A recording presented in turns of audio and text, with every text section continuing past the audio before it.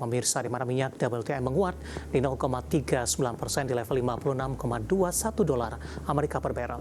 Nikel melemah cukup dalam di 4,09% di level 17.051 dolar Amerika per metik ton, usai mencatatkan rekor di beberapa hari perdagangan lalu.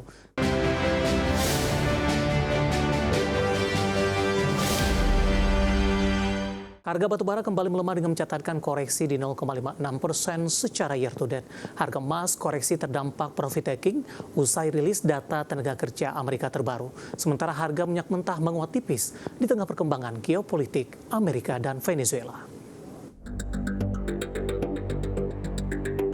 Harga batubara melemah di Rabu waktu setempat. Harga batubara di pasar West Newcastle untuk kontrak pengiriman Februari 2026 ditutup di 106,9 dolar Amerika per ton, turun 0,33%. Sebelumnya harga batubara terkoreksi usai naik hampir 1% di Selasa. Mengawali 2026, harga batubara mencatat koreksi 0,56% year to date. Dikutip dari Bloomberg, riset Bank Dunia menunjukkan harga batubara diperkirakan masih dalam tren turun di 2026. Perlambatan ekonomi di China dan India, konsumen batubara terbesar dunia, akan menjadi resiko utama. Harga emas jatuh dipicu aksi profit taking di tengah kenaikan harga yang terjadi. Namun penurunan tersebut terpangkas setelah data ketenagakerjaan Amerika Serikat lebih lemah dari perkiraan, memperkuat spekulasi pemangkasan suku bunga The Fed. Merujuk Refinitiv, harga emas ditutup di 4.452,77 dolar Amerika per troy ounce, jatuh 0,98% di Rabu. Setelah di perdagangan Selasa, emas melesat 1,1%. Di Kamis pagi waktu Asia, harga emas menguat 0,2% di 4.461,75 dolar Amerika per troy ounce. Harga minyak menguat tipis di Kamis pagi waktu Asia. Melansir Refinitiv, Brent naik tipis di 59,96 dolar Amerika ke 60,18 dolar Amerika per barrel. WTI Amerika di 56,20 dolar Amerika per barrel, menguat dari 55,99 dolar Amerika per barrel di Rabu. Posisi ini masih jauh lebih rendah dibanding akhir Desember Brent di 62,38 dolar Amerika per barrel di 23 Desember 2025. Sementara WTI turun dari 58,38 dolar Amerika per barrel ke kisaran 56 dolar Amerika di periode yang sama, mencerminkan tekanan dari sisi sentimen pasokan global. Berbagai sumber, IDEX Channel. Kita akan coba update seperti apa pergerakan harga komoditas global sampai dengan sore hari ini waktu Indonesia Barat. Dapat Anda saksikan grafis di layar televisi Anda pemirsa, di mana minyak WTI menguat di 0,39% di level 56,21 dolar Amerika per barrel. Nikel melemah cukup dalam di 4,09% di level 17.051 dolar Amerika per metik ton, usai mencatatkan rekor di beberapa hari perdagangan lalu. Kemudian emas melemah di 0,42% di 4.443 dolar Amerika per troy ounce, sementara CPO menguat di 0,41% di level Rp4.050 Malaysia per tonnya. Informasi emiten pemirsa, raksasa pertambangan dan komoditas Glencore International Ltd menjual 18.281.900 saham PT Trimegah Bangunan Persada Tbk atau NCKL. Dari aksi tersebut, kepemilikan maksud kami saham NCKL oleh Glencore tersisa di 4,51 miliar saham. Berdasarkan keterbukaan informasi di Bursa Efek Indonesia, raksasa pertambangan dan komoditas asal Swiss, Glencore International Ltd menjual 18.281.900 saham PT Trimegah Bangun Persada Tbk atau NCKL di 2 Januari, 5 Januari, dan 6 Januari 2026. Transaksi penjualan saham tersebut dibantu oleh Citibank.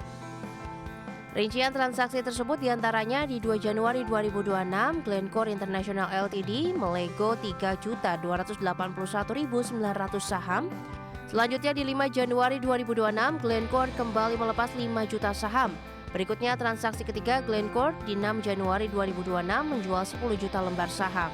Menyusul transaksi tersebut, kepemilikan saham Trimegah Bangun Persada oleh Glencore tersisa 4,51 miliar atau 7,16% dan berkurang dari 4,53 miliar saham atau 7,19%. Di Selasa, saham PT Trimegah Bangun Persada Tbk atau NCKL melonjak 100 poin atau 7,69% di Rp1.400 per saham. Sementara dalam kurun waktu 5 hari terakhir, saham perseroan meroket 265 poin, setara 23,35% dari 30 Desember 2025 di posisi Rp1.135 per saham. Sementara di sesi 1 perdagangan Kamis 8 Januari 2026, saham NCKL terdampak profit taking melemah dalam 3,57% di level Rp1.350 per saham. Berbagi sumber, IDEX Channel. Dan secara teknikal pemirsa, di sepanjang perdagangan hari ini saham NCKL berbalik melemah terdampak aksi profit taking setelah menembus di perdagangan hari sebelumnya di level tertinggi dalam beberapa waktu terakhir, tepatnya di 1475, dan hari ini NCKL melemah di 8% di 1290. Dan saya akan coba sampaikan pemirsa pergerakan saham NCKL di sepanjang perdagangan hari ini.